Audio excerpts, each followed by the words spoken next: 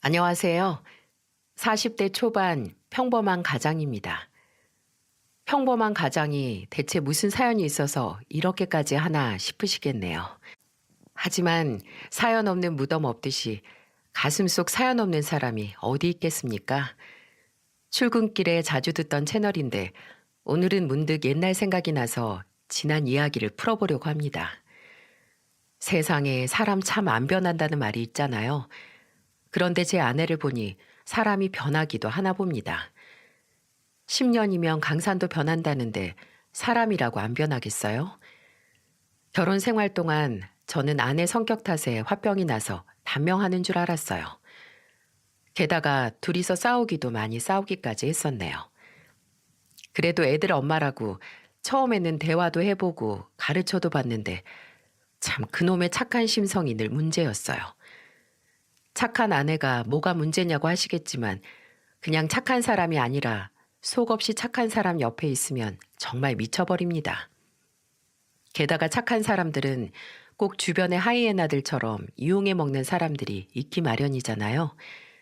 생판 남이라면 시원하게 욕이라도 하고 내쳐버릴 텐데 가족 사이에서 벌어진 일이라면 정말 이러지도 저러지도 못할 환장할 노릇이었어요. 한때는 처가 식구들이 아니라 원수들을 옆에 두고 사는 기분이었습니다. 정말 미쳐버릴 것만 같았어요. 그때는 제가 아무리 말해도 속이에 경일기였죠. 돌아가면서 사고치는 처가 식구들 혹시 겪어보신 분 있으신가요? 차라리 내 자식이 하루가 멀다 하고 사고치면 뭐 때려서라도 가르칠 텐데 매일 같은 사고를 반복해서 치는 처가 식구들 때문에 이혼까지 생각했었어요. 그래도 뒤늦게라도 정신 차린 아내 덕분에 정말 평범한 일상을 되찾았습니다. 평범하게 사는 게 꿈이었던 제 지난 날을 지금부터 들려드릴게요. 제 아내는 정말 착하고 참한 사람이었어요. 평범한 회사원이었던 아내는 친구의 소개로 만나 연인으로 발전하게 됐습니다. 하늘에서 천사가 내려왔나 싶었던 아내는 정말로 1등 신부감이었어요. 저는 아버지가 지병으로 일찍 돌아가셔서 어머니와 여동생, 세 식구뿐이었습니다. 홀어머니 모시고 사는 남자, 여자들은 참 부담스럽다고 싫어하는데 아내는 제 이런 가정사까지 품어준 여자였어요. 처음 저희 집에 인사 갔을 때도 어머니는 걱정스러운 목소리로 아내를 보며 말했습니다. 내가 남편 없이 혼자 살더라도 아들 등에 업혀서 살 생각 없으니까 안심해. 나는 그저 내 아들이 가정 잘 꾸리고 사는 거 말고는 더 바라는 거 없어. 자주 봐야 잘 사는지 못 사는지 알 수 있죠. 밥도 여럿이 먹어야 맛있다는데 제가 자주 찾아뵐게요. 아내의 말에 어머니는 생각지도 못한 말에 당황한 표정이었어요. 과거 만나던 여자와 집안 반대로 헤어진 적이 있던 저는 아내의 대답을 듣고 확신이 생겼습니다. 이 여자라면 제가 평생을 잘 살 수 있겠다는 마음도 들었어요. 어머니도 아내와 처음 만난 날 사람이 괜찮아 보인다며 마음에 들어 하셨고요. 아무래도 과거에 제가 상대방 집안 반대로 헤어진 적이 있어서 그런지 어머니는 걱정을 많이 하셨던 것 같아요. 그런데 아내가 선뜻 먼저 잘 지내자는 제스처를 취하니까 어머니도 안심하는 눈치였습니다. 그때가 30 초반에 결혼 정년기라 서로의 가족을 보면서 왕래하고 지냈어요. 그 당시 처가는 시내에서 제일 큰 갈비집을 운영하고 있을 때였습니다. 그때만 해도 장사도 잘 되고 큰 문제가 없던 가게였어요. 그래서 저도 종종 가게로 가서 장인 장모 일도 도와드리고 영업 끝나면 다 같이 둘러앉아서 술도 한 잔씩 하고는 했습니다. 참 그때만 해도 처가 식구들 호탕한 성격에 다들 좋은 사람들이라고 생각했어요. 가게 손님이 많아서 제가 일을 도와주고 나면 장모는 제게 맥주를 한 잔 따라주시면서 이런 말을 해주셨습니다. 고깃집에서 일하는 게 생각처럼 쉽지 않을 텐데 굳이 퇴근하고 여기까지 와서 일하지 마. 젊어서 고생하면 늙어서도 고생해. 일하고 먹는 밥이 꿀맛이에요. 이렇게 와야 장모님이랑 같이 한 잔 마셔보죠. 나중에 집으로 놀러와. 괜히 고생만 시키는 것 같아서 내가 다 미안하잖아. 얼마 전에 저희 어머니 보내주신 갈비 어머니가 잘 먹었다고 전해달라고 하셨어요. 그래서 제가 이렇게 몸으로 감사함을 표현하고 있잖아요. 별것도 아닌데 나중에 모시고 가게로 꼭 들려. 제대로 한상 대접할게. 장모와 대화를 하다 보면 아내의 성품이 장모를 닮았구나 싶을 때가 많았어요. 꼭 저희 어머니까지 챙겨주시면서 좋은 게 있으면 같이 먹어야 한다면서 챙겨주시고는 했습니다. 참 좋은 사람과 좋은 처가를 만났다고 생각했어요. 그래서 저와 아내는 누가 먼저라고 할 것도 없이 자연스럽게 결혼까지 이어진 사이였고요. 결혼 준비를 하는 동안에도 큰 의견 충돌도 없었고 아내와 저도 형편에 맞게 간략하게 하기로 합의를 했으니 큰 문제는 없었어요. 제가 공무원이라 버는 월급이 많지도 않아서 예물 예단 생략하고 형편껏 하게 됐습니다. 저도 마음은 다른 남자들처럼 명품 목걸이, 가방 같은 거 주면서 프로포즈 하고 싶었지만 아내는 다 괜찮다면서 돈이 조금이라도 있으면 살림에 보태자고 하더군요. 참 현명한 사람이 제 아내였어요. 그렇게 아내와 결혼을 하고 신혼집을 꾸리면서 잘 살고 있었습니다. 대단하게 부자는 아니어도 서로 맞벌이를 하면서 알뜰살뜰 저축도 하면서 소소한 행복을 누리면서 살았어요. 그러다 아이가 생겨서 슬아의 자식도 둘이나 키우며 지냈죠. 아무래도 맞벌이에 아이가 둘이니까 아내가 많이 힘들어 했어요. 그래서 장모가 직접 집으로 와서 아이들 등하원을 도와주고는 했습니다. 장모의 도움 없었으면 애들 키우면서 맞벌이는 꿈에도 생각 못했을 것 같아요. 이대로만 지냈으면 좋았을 텐데 처가의 불운이 닥쳤어요. 장인 장모 가게에 크고 작은 문제가 생기더니 가게가 어려워지기 시작한 겁니다. 처음에는 장인이 가게의 미성년자 손님한테 주류를 잘못 팔아서 영업 정지를 당했어요. 영업 정지 2개월에 벌금도 50만 원이나 내고 장인은 억울하다면서 통곡을 하셨습니다. 나는 걔들이 머리에 피도 안 마른 애들인 줄 몰랐다니까. 우선 행정심판 청구하고 할 수 있는 건 다 해봐야죠. 장인어른 너무 상심하지 마세요. 늙으면 죽어야지.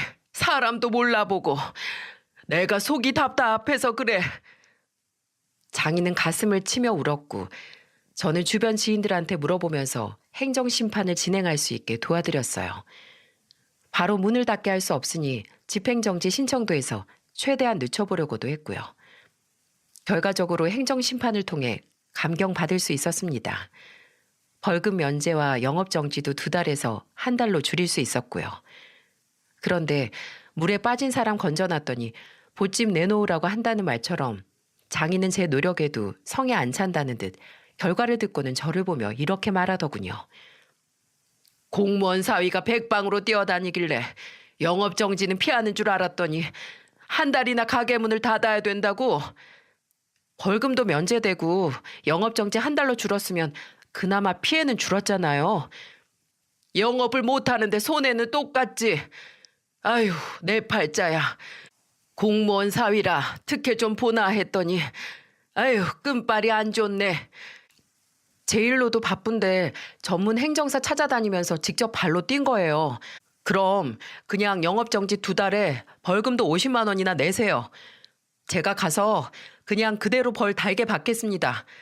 그러고 올게요. 벌금도 내고 영업정지 2달이 적당한 것 같다고 다시 받아올게요. 아유, 뭘 또 그렇게까지 해. 고생했다는 거지. 내 말은 내가 원래 고맙다는 말 제대로 못하는 성격이잖아. 우리 사위 고생했네. 내가 1달 동안 갈비는 자네한테만 줄게. 장인의 말에 저는 너무 서운했어요. 말단 공무원이 어떻게 영업정지를 막을 수 있겠습니까? 그리고 그런 힘이 있다 하더라도 장인 가게만 봐주면 그건 주변에서 가만히 보고 있을까요? 장인은 꼭 저렇게 도와드려도 좋은 소리를 안 하셨어요. 그런데도 저는 처가댁이고 장인이니까 마치 제 일처럼 도와드리는 건데 늘 저런 식으로 말씀하시니 열심히 도와드려도 힘이 다 빠졌습니다. 그래도 제가 다시 다 모르겠다고 하니까 장인은 그런 뜻이 아니라면서 저를 타이르듯 말했어요. 참 이럴 때마다 화는 나는데 장인이 워낙 투박한 사람이니까 그러려니 하고 넘어가려 했습니다. 게다가 장모는 제 덕분에 큰 화는 면했다면서 고맙다고 말씀해 주시니 제가 처가에 도움이 된 것 같아서 기분이 좋았어요.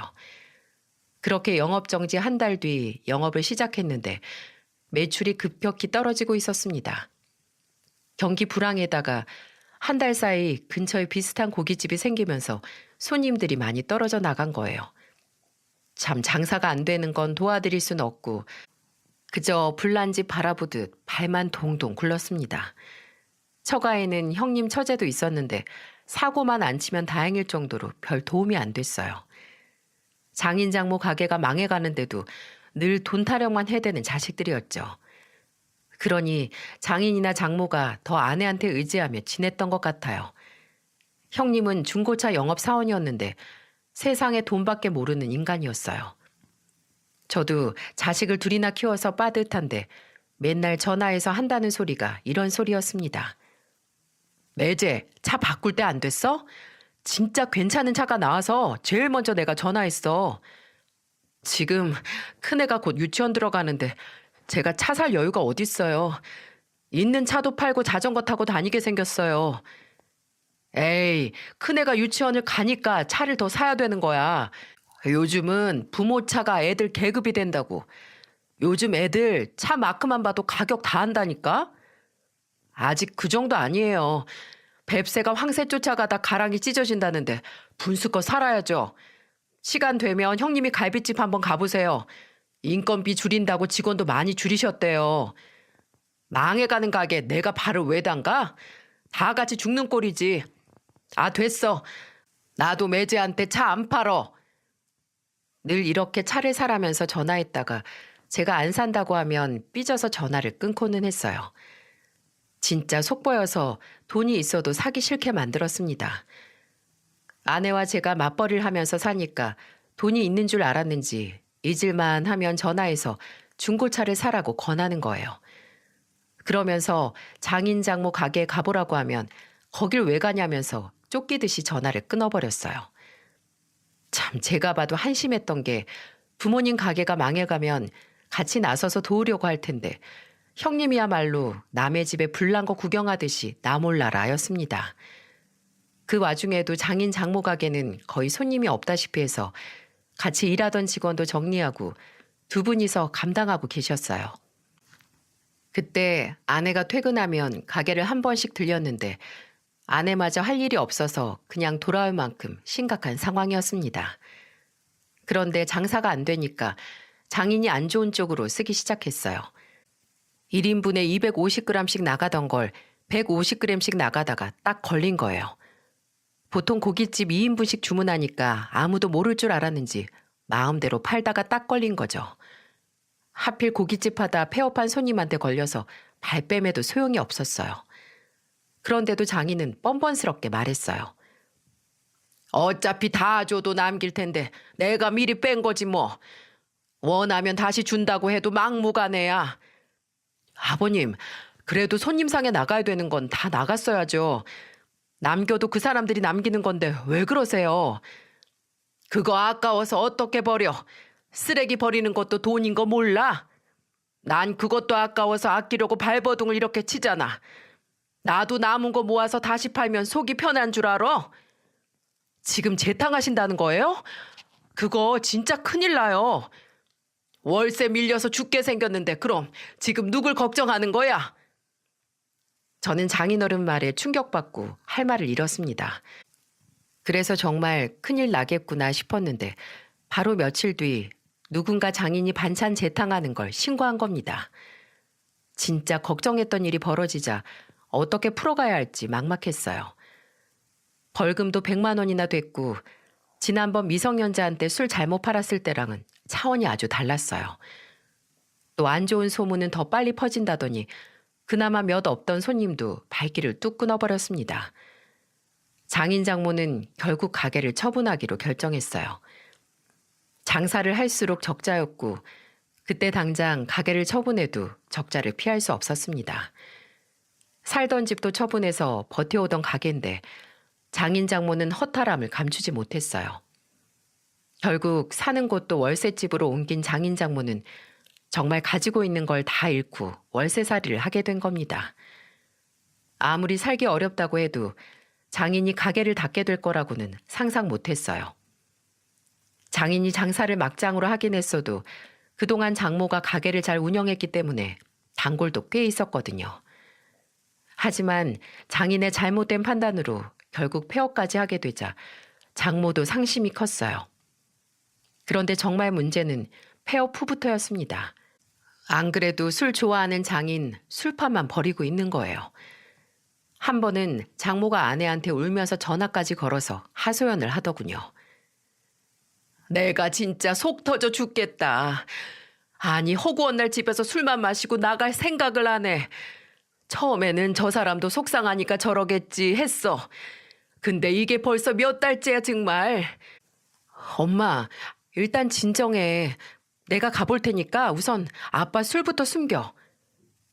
아내는 장모 전화 한 통에 처가로 달려가려고 했어요. 저는 같이 가려고 했는데 애들만 두고 갈 수도 없고 그렇다고 장인 술판 버리고 있는 곳에 애들을 데리고 갈 수가 없었습니다. 그래서 저는 아내한테 애들을 보라고 하고는 제가 처가로 달려갔어요. 가보니까 집안 꼴이 말도 아니었습니다.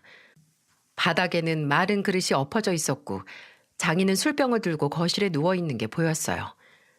장모는 저를 보자 속상한 듯 우셨습니다. 저는 거실에 널브러져 있는 장인을 깨웠어요. 그러자 장인은 저를 보며 말했습니다. 처가 망한 거 구경하러 왔남? 일어나세요. 이렇게 계시면 장모님도 힘드세요.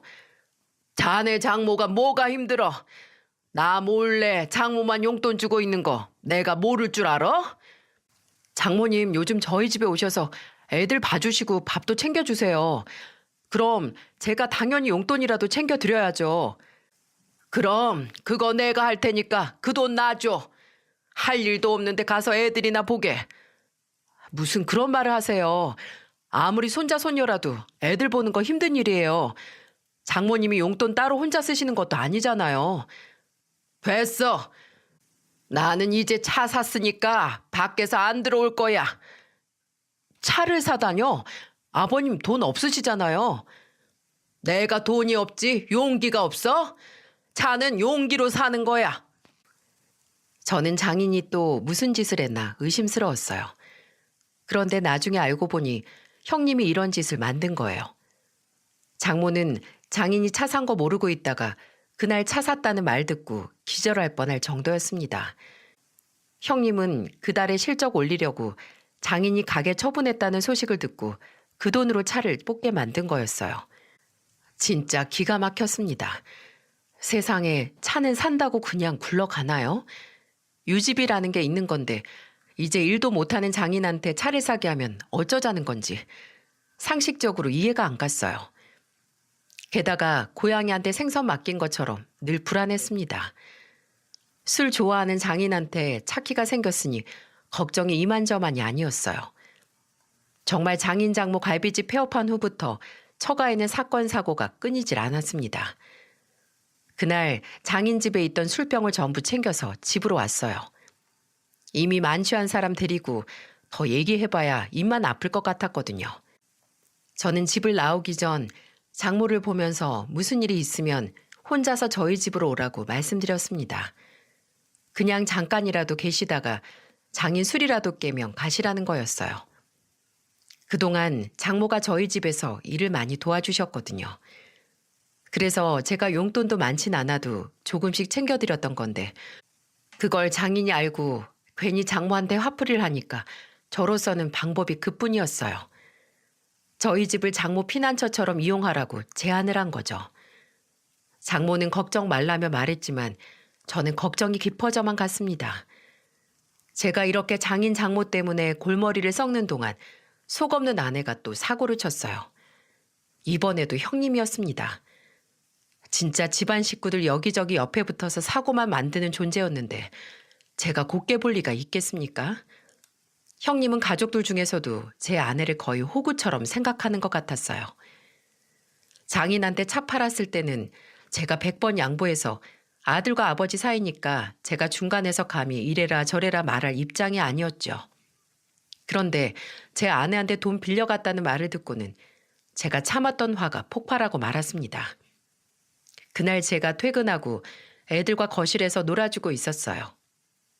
제가 애들을 놀아주다 아내가 핸드폰을 유심히 보길래 뭘 저렇게 보는지 궁금해서 같이 화면을 봤습니다. 그런데 아내가 대출 이자를 조회하고 있는 게 보였어요. 저는 너무 놀라서 아내 핸드폰을 뺏어 들고 소리쳤습니다. 당신, 이 대출 뭐야? 나 몰래 대출 받았어? 그게 아니고 우리 오빠가 급하다고 해서 당장 돈 없으면 신용카드가 정지된다잖아. 근데 또 당신도 알다시피 영업사원이 돈 없이 어떻게 돌아다녀. 지금 형님한테 대출 받아줬다는 거야?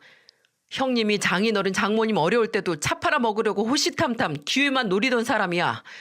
그런데 이번에는 당신한테 대출까지 받아서 돈을 빌려? 그리고 이걸 왜 나랑 상의를 안 해? 상의하면 이렇게 화낼 거 뻔한데 내가 어떻게 상의를 해? 그리고 갚는다고 했어. 작년에 빌려간 돈 갚았어? 형님이 돈을 갚는다고? 난 그 말 못 믿어. 당신 그 돈 전부 받아와. 아니다. 내가 전화해서 당장 받아낼 거야. 왜 그래? 급하다고 하잖아. 우리가 좀 도와주자. 아, 돕긴 뭘 도와. 우리도 애가 둘이고 숨만 쉬어도 돈이 줄줄 나가는 거 잊었어? 장모님이야 애들 봐주시니까 고마워서 용돈 겸 드리고 있는 거고. 근데 이번엔 또 형님이야? 나는 절대 용납 못해. 저는 아내와 대판 싸우고는 형님한테 곧바로 전화했어요. 작년에도 아내 꼬드겨서 돈 빌려가더니 이제는 대출까지 받게 하는데 제가 참을 수 있겠나요? 도움은 못 줄 망정 돈이나 빼가고 정말 미칠 노릇이었어요. 애초에 도움은 바라지도 않아요. 사고 안 치고 그냥 사는 게 그렇게 어려울까요? 칼만 안 들었지 거의 강도가 따로 없었습니다. 제가 형님한테 전화하자 형님은 영문도 모르고 전화를 받더군요. 그리고는 자다 깬 목소리로 말하길래 제가 소리를 지르며 말했어요. 형님, 또 돈 빌려 가셨다면서요? 그것도 제 아내 앞으로 대출까지 받아서 빌려가는 게 말이나 됩니까? 아, 가족끼리 도와줄 수도 있지. 뭘 별것도 아닌 거 가지고 전화를 해. 저번에 망해가는 장인 가게 못 돕는다고 다 같이 죽자는 거자고 하셨죠? 형님도 똑같아요. 본인 앞으로 대출도 안 나오고 당장 돈 없으면 신용카드 정지되는 사람을 제가 왜 도와줍니까? 저희 가족이랑 다 같이 죽자는 거예요? 말이 심하네. 그래도 내가 손윗 사람인데. 손윗 사람 다워야 대접을 해주죠. 모르겠고 당장 그 돈 갚으세요. 나는 애들 키우느라 목구멍이 포도청이고 형님이랑 같이 망할 생각 없으니까 당장 갚아요. 안 갚으면 내가 회사 쫓아갈 줄 알아요? 형님은 제가 전화로 노발대발하면서 화를 내자 월급이 들어오면 나눠서 갚겠다는 말을 했어요. 진짜 형님은 장인을 닮은 게 뻔했습니다. 장인이나 형님이나 딱 자기들밖에 모르는 이기적인 부류였어요. 게다가 형님은 자기 여동생을 거의 호구로 아는 사람이었습니다. 그래서 제가 더 화가 났던 거죠. 아내가 착해서 거절 못할 걸 알고는 은근슬쩍 힘들다면서 돈을 요구하는 겁니다. 저도 화가 많이 났지만 제 아내를 위해서라도 그냥 넘어갈 수가 없었어요. 진짜 장인 장모의 형님까지 처가만 떠올리면 골이 아플 지경이었습니다. 그런데 이게 끝이 아니었어요. 줄줄이 소세지처럼 처가는 돌아가면서 사고를 만들고 다녔습니다. 형님이랑 한바탕 하고 얼마 뒤 처제가 집을 찾아온 거예요. 처제는 공무원 시험만 3년 넘게 준비하고 있었습니다. 그만하면 집안 사정도 어려운데 아무 회사나 들어갔으면 좋겠는데 굳이 공부하겠다면서 버텼어요. 그런데 그날 공부는 안 하고 무슨 일로 왔나 싶었습니다. 어쩌다 한 번 와도 애들 한 번 안 봐주던 처제가 갑자기 애들과 놀아주고 있었어요. 무슨 바람이 불었나 싶었죠. 그러다가 갑자기 큰아들과 놀아주던 처제가 저를 보며 말했어요.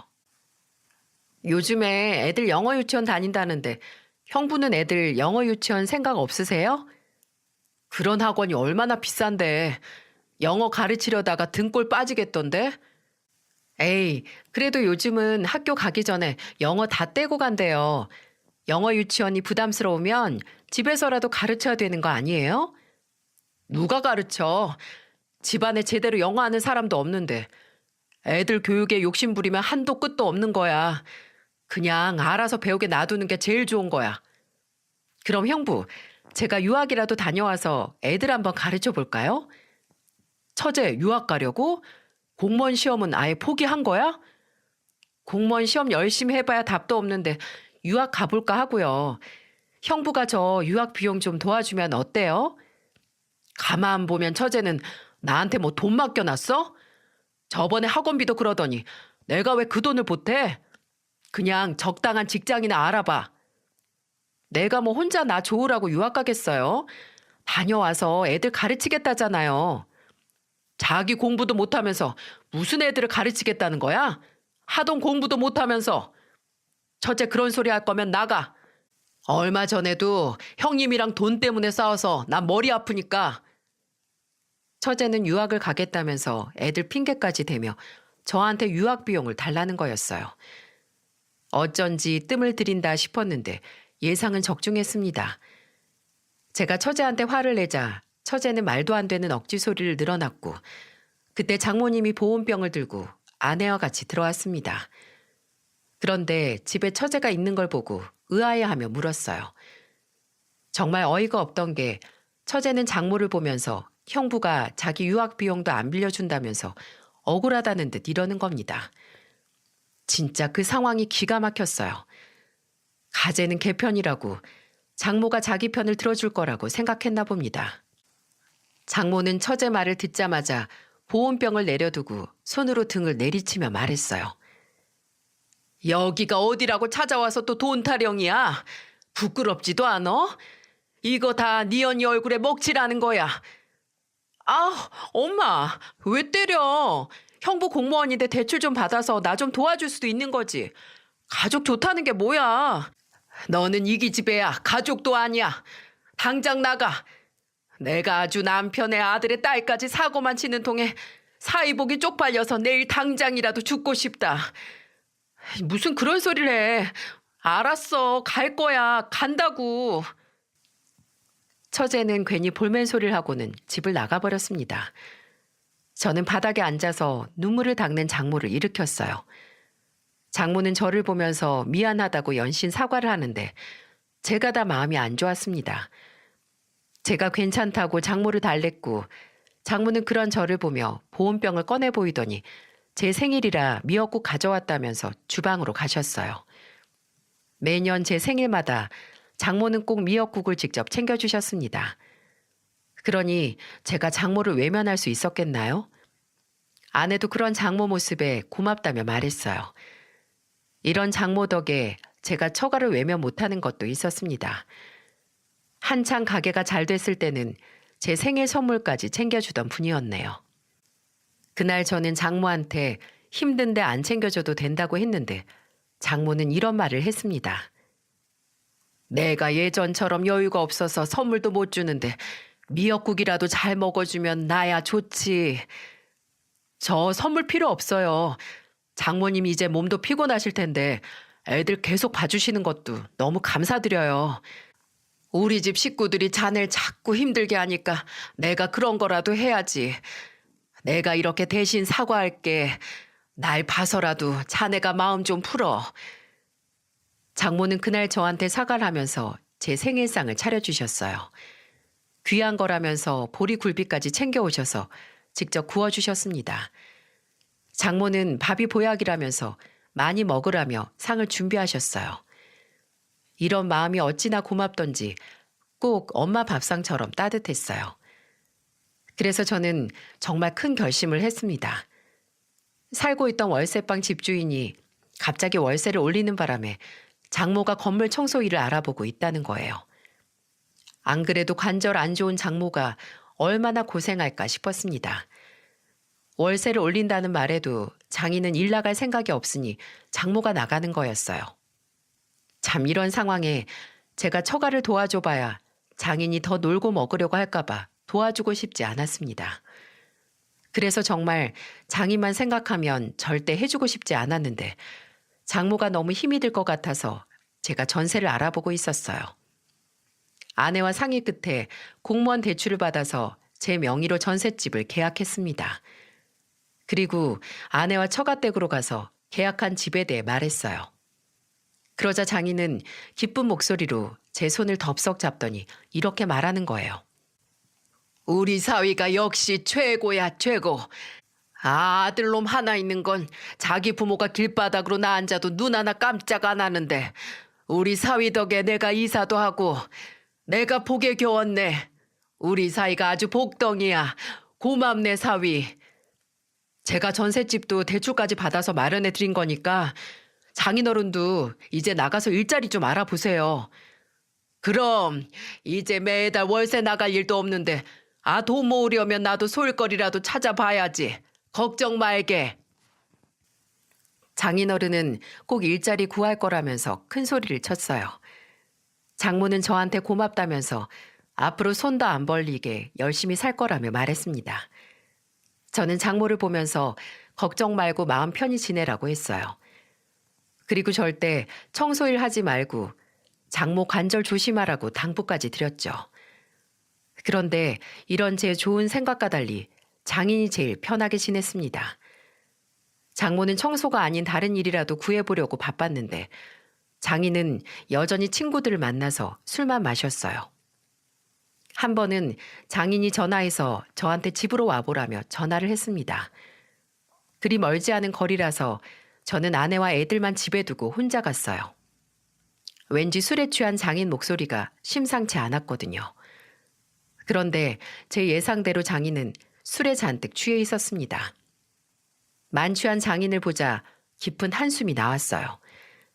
장모는 제가 온 걸 보고 그냥 돌아가라며 말했지만 장인은 끝까지 저를 보면서 이리 와서 앉아보라며 말하는 겁니다. 참 처가에 전셋집 구해주고도 이렇게 한 소리 듣고 다니는 사람은 저밖에 없을 것 같네요. 장인은 오랜만에 밖에서 모임에 갔다가 친구들과 한잔했다면서 횡설수설했어요. 제가 장인과 대화해보겠다면서 장인 앞에 앉았습니다. 그런데 장인이 제가 앉자마자 삿대질을 하며 말했어요. 내 친구가 의사 사위가 생기더니 아주 사는 게 달라졌더라. 의사 사위가 뭐 건강검진이라도 해준대요? 의사 사위가 뭐가 그렇게 대단해서요? 내 친구는 의사 사위가 4억짜리 집을 그냥 사줬대. 자기 아내 잘 키워줘서 고맙다고 장인한테 어버이날에 글쎄 4억짜리 집을 해줬다는데 자네는 뭐 느끼는 거 없나? 제가요? 제가 그걸 보고 뭘 느껴야 하는데요? 장인어른 지금 사는 집도 제가 해드린 거예요.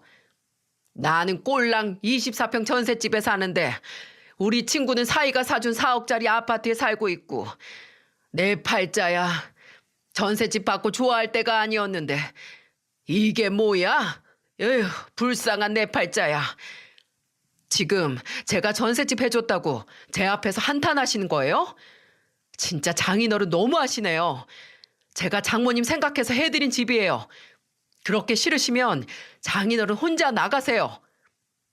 저는 너무 화가 나서 장인어른 혼자 나가라고 소리쳤어요. 진짜 너무한 거 아닌가요? 월세에서 전셋집 구해주면 저도 할 만큼 한 건데 지금 남의 집 사위랑 비교를 하다니요. 그때 옆에서 듣고 있던 장모가 장인 등을 때리며 말을 했어요. 당신 미쳤어? 술 너무 마셔서 뇌가 어떻게 된 거 아니야? 우리 사위 없었으면 길바닥에 지낼 뻔한 거 잊었어? 거지꼴 될 뻔한 거 살려놨더니 집이 뭐 어쩌고 저째? 내가 진짜 이런 사람이랑 뭘 잘 살아보겠다고 사는지 원. 정신 차려 이 양반아. 장모는 한탄하듯 장인을 때리며 말했고 장인은 그제 알았다면서 사과를 했습니다. 애들 둘 키우면 숨만 쉬어도 돈이 줄줄 새나가요. 그런데도 저는 처가 생각해서 대출까지 받아서 해드린 건데 이런 소리를 들을 줄은 몰랐네요.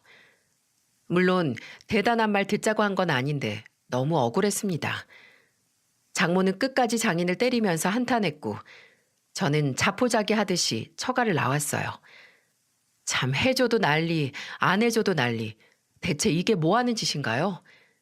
진짜 이제 더 바닥은 없겠지 저를 위안하며 넘어가려고 했습니다.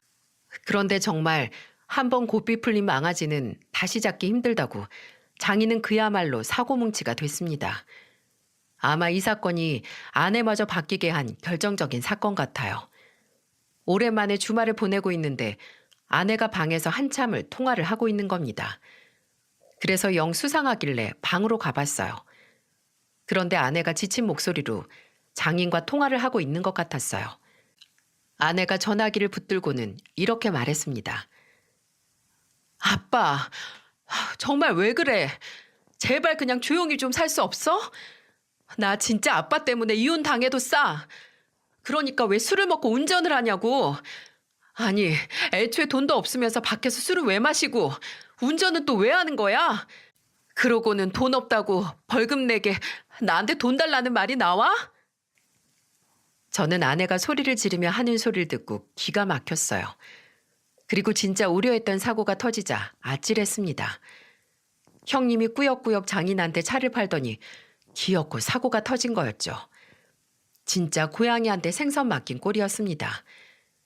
그날 장인은 음주운전 사고로 면허정지 처분을 받았고 500만 원 이하 벌금 또는 1년 이하 징역 판정까지 받았다더군요.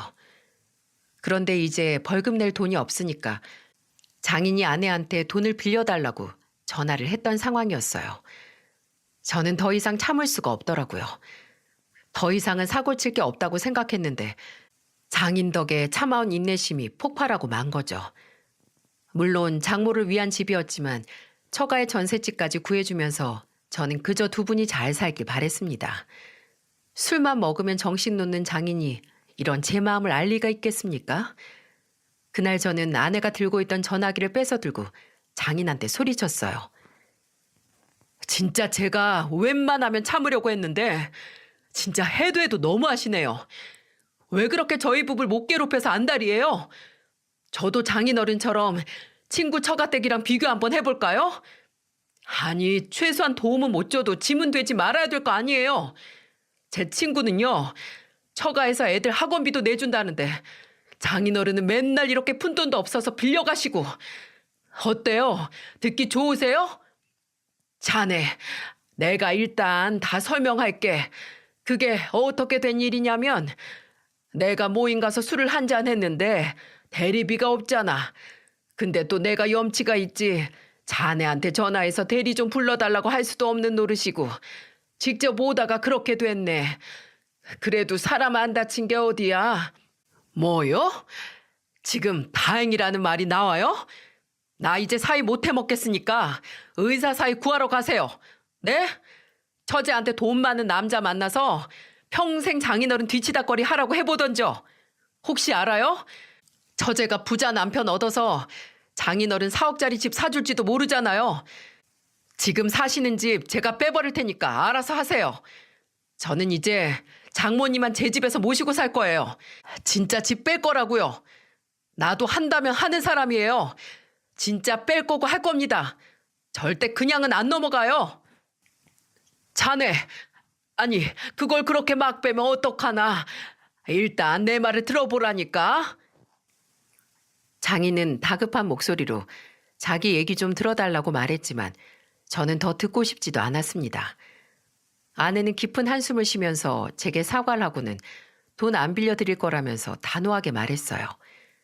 그동안 아내도 처가 식구들 때문에 스트레스를 많이 받고 있었는데 장인의 음주운전 사고가 기름을 들이부은 겁니다.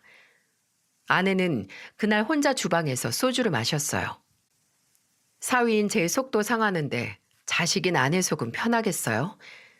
제가 장인이랑 한바탕 하고 전화기를 무음으로 바꿔버렸어요. 장인이 부재중 전화를 30통 넘도록 하는 통에 도저히 진동으로도 둘 수가 없었거든요. 제가 전화를 안 받자 장인은 문자를 보내기 시작했습니다. 사위, 화났나? 그냥 한 말이야. 이번 사고는 정말 미안하네. 앞으로는 내 절대 사고 안 칠게. 이대로 정말 의절하려는 건가? 일단 전화 좀 받아봐. 내가 할 말이 많아서 그래. 미안하다니까. 내가 면목이 없어서 자네를 보러 집으로 갈 수도 없어서 그래. 사위, 내 전화 좀 받아주게. 저는 쏟아지는 장인의 문자에 단 하나도 답장하지 않았어요. 음주운전이 정말 큰 사고잖아요. 그런데 대충 저렇게 넘어가려는 장인 태도에 정말 다 질려버렸습니다. 게다가 아내도 장인한테 실망이 컸는지 연락을 다 거절하고 있었어요. 그때 아내는 처가에 완전히 질려버린 표정이었습니다. 그러다가 며칠 뒤였어요. 장모가 장인이랑 같이 저희 집으로 온다는 거예요. 아내는 처음에 오지 말라고 장인 보고 싶지 않다고 거절했는데 장모가 중요하게 할 말이 있다고 사정을 해서 아내가 결국 오시라고 하면서 전화를 끊었죠. 1시간쯤 뒤 장인과 장모가 도착했어요. 그런데 장인은 풀이 잔뜩 죽은 채로 들어왔더군요. 왜 저러나 싶었는데 장모가 장인 등짝을 때리면서 말했습니다. 신발 똑바로 벗고 들어와서 여기 앉아. 장모는 장인이랑 대판하고 왔는지 장인을 완전히 도간에 든 쥐처럼 대했어요. 참 그 모습을 보니 이빨 빠진 호랑이가 따로 없더군요. 장모는 장인을 데리고 거실 한가운데 앉더니 가방에서 종이와 펜을 꺼냈어요. 그리고는 장인 손에 펜을 쥐어주며 말했습니다. 오늘 여기서 각서 쓰고 가. 이거 안 쓰면 나랑 당장 이혼하고 당신 마음대로 아주 멋대로 살다가 저기 지하철역 근처에서 혼자 살면 되는 거야. 하는 꼬라지 보니까 노숙자로 살고 싶어서 발악을 하는 것 같은데 아주 여기서 사생 결단 짓고 가. 당신 그래도 사위 앞에서 이러면 내가 뭐가 되겠어? 되긴 뭐가 되는데 차릴 체면은 있고 그동안 체면 차리고 싶어서 사고치고 다닌 거야? 잔소리하지 말고 여기서 사위가 말하는 내용 각서로 쓰고 돌아가서 조용히 살던지 아니면 길바닥에서 살다가 혼자 외롭게 죽던지 양자택일해. 장모는 정말 굳은 결심이라도 하고 온 듯 장인을 가만두지 않았습니다. 장인은 장모 눈치를 보더니 펜을 다시 잡았어요. 그리고는 저를 보면서 각서를 쓰겠다고 말하는 거예요. 그런데 저도 그동안 하도 많이 당해서 믿을 수가 없더라고요. 그래서 장인을 보며 말했습니다. 이거 쓰고도 사고치면 그땐 이제 어떡하시려고요? 장인어른 이제 차도 없고 가진 것도 없는데 각서에 뭐라도 걸어야 하실 거 아니에요? 나한테 마지막 기회를 주게. 내가 각서 내용 어기고 또 사고치면 군말 없이 지금 자네가 얻어준 집에서 나갈게. 그럼 제가 지금부터 말하는 거 하나도 빼지 말고 다 적으세요. 그러자 장인은 종이 맨 위에 각서라고 쓰고는 제가 말하기만을 기다렸어요. 저는 눈을 반짝이며 저를 보는 장인을 보다가 각서에 5가지를 불렀습니다. 장인이 그날 각서에 쓴 내용은 이랬어요. 1. 나 김동철은 더 이상 사위와 딸을 괴롭히지 않는다. 2. 앞으로는 막무가내로 돈 빌려달라는 금전적인 요구를 하지 않는다. 3. 모임은 한 달에 한 번만 간다. 4. 술을 끊고 일자리를 구한다. 5. 사위를 다른 집 사위와 절대 비교하지 않는다. 장인은 제가 말한 걸 모두 적고 끝에는 지장까지 찍었어요. 마지막에 1번에서 5번 중 하나라도 어길 경우 사위가 얻어준 24평 집에서 나가겠다는 약속까지 적었습니다. 그리고는 똑같은 걸 한 장 더 쓰고는 종이 2개를 나란히 둔 채 가운데 지장을 한 번 더 찍어서 한 장씩 나눠 가졌죠. 저는 장인한테 각서를 한 장 건네면서 말했어요. 이거 지장까지 찍었고 마지막에 1번부터 5번 중에 하나라도 어기면 어떻게 되는지 아버님이 다짐하신 거예요. 한 장은 액자에 넣어서 거실에 걸어두세요. 절대 잊지 말고 꼭 지키시고요. 저 2번은 안 봐드려요. 그렇고 말고 걱정 말게. 내가 그동안 사위한테 너무 짐을 많이 줬네. 내가 이번에 정말 반성 많이 했어. 이 못난 장인 이렇게 봐줘서 정말 고맙네. 고마우시면 나가서 소일거리라도 좀 알아보세요. 이제 집에서 술도 못 마시고 할 일도 없는데 나가서 일 좀 하세요. 아, 안 그래도 나 일자리 알아보고 있어. 내가 그래도 식당을 했으니까 식당의 주방일 같은 거 알아보려고. 내가 정말 고마워. 저 말고 장모님한테 감사하셔야 되는 거예요. 저 정말 장모님 봐서 이렇게 해드린 거니까요. 그렇고 말고 벌금은 자네 장모가 쌈짓돈 털어서 해결해줬네. 걱정 말게. 내가 앞으로 일해서 갚기로 했으니까 걱정 마. 이젠 절대 사고 안 치고 정말로 성실하게 살게. 장인은 정말 잘 살 거라면서 호언장담했어요. 저는 솔직히 반신반의했습니다. 그런데 정말 장인어른은 각서를 쓰고 며칠 뒤 저한테 전화해서 식당으로 일 나가게 됐다면서 신이 나서 말하더군요. 아내도 그 소식을 듣고 정말 다행이라면서 안심했고요. 저는 장인이 일을 시작하는 것도 기적이었는데 더 놀라운 건 아내였습니다. 아내는 각서 쓴 이후로 형님한테 하루도 안 빼고 독촉 전화를 합니다. 그리고 형님한테 아내는 이런 말을 하더군요. 돈 언제 갚을 건데? 원금의 이자까지 계산해서 내가 문자 보냈잖아. 갚을 거라고 갚어. 나도 월급이 들어와야 돈을 줄 거 아니야. 얼마 전에 회사 옮겼는데 내가 어떻게 월급을 빨리 받아. 회사 옮긴 건 오빠 사정이고 이자 빼먹지 말고 내가 문자로 보낸 금액대로 보내. 알았어? 아, 알았어. 그러니까 전화 좀 그만해.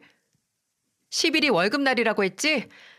이날 만약 안 주면 나 회사 쫓아갈 거니까 창피 당하기 싫으면 순순히 갚어. 아내는 마치 빚쟁이처럼 형님한테 돈을 받아내고 있었어요. 그래서 그런지 형님이 돈을 매달 50만 원, 100만 원씩 보내고 있었습니다. 그런데 한 번은 형님이 돈을 제 날짜에 안 줬는지 아내가 회사까지 쫓아가서 형님을 기다렸어요. 깜짝 놀라서 같이 갔는데 형님을 보자마자 아내가 눈을 부릅뜨고는 말했습니다. 돈은 왜 안 줘? 입금 확인이 안 되니까 내가 애들까지 안아들고 여기까지 왔잖아. 그렇다고 회사에 애들까지 다 데리고 오면 어떡해. 매제까지 끌고 오면 내가 뭐가 되냐고. 주말 껴있어서 늦게 들어왔어. 오늘 바로 줄 테니까 제발 가, 좀. 지금 있는 돈이라도 이체해. 그래야 나 갈 거야. 아우, 정말 지독하다, 지독해. 너 회사 잘렸어? 왜 이러는 거야, 대체? 받을 돈 받는 건데 뭐가 이상해? 앞으로 이런 꼴 당하기 싫으면 제발 돈 타령하지 마. 형님은 질린다는 표정으로 통장에 있는 잔고를 아내한테 이체해줬어요. 진짜 아내가 이렇게 변할 줄은 몰랐어요. 제가 아내한테 물어보니 이제는 호구처럼 안 살겠다고 하더군요. 가족이라고 덮어놓고 도와줬더니 그동안 너무 당하기만 한 것 같대요. 이제는 1,000원짜리 한 장도 쉽게 안 빌려주는 살림꾼이 다 됐답니다. 장인도 일 시작하고 좀 시간이 흐르자 저한테 애들을 사주라면서 돈도 다 보내주셨어요. 진짜 살다 보니 이런 날도 오네요. 이제야 진짜 평범하고 보통인 삶을 되찾은 것 같습니다. 옛말에 선영덕은 못 입어도 인심덕은 입는다는 말이 있잖아요. 그동안 아내가 바보처럼 돕기만 한다고 생각했는데 조금 화목해지니까 이렇게 서로 돕기도 하게 되네요. 저는 이제 잘 사는 건 바라지도 않습니다. 늘 지금처럼만 보통으로 화목하게 살았으면 좋겠습니다. 그러다 보면 큰 행복도 찾아올 거라고 믿어요. 다사다난했던 제 사연은 여기까지입니다. 지금은 정신 차리고 든든한 외할아버지가 된 장인과 함께 사연 올라가면 같이 봐야겠어요. 여러분의 응원 한 말씀씩 부탁드릴게요. 들어주셔서 감사합니다.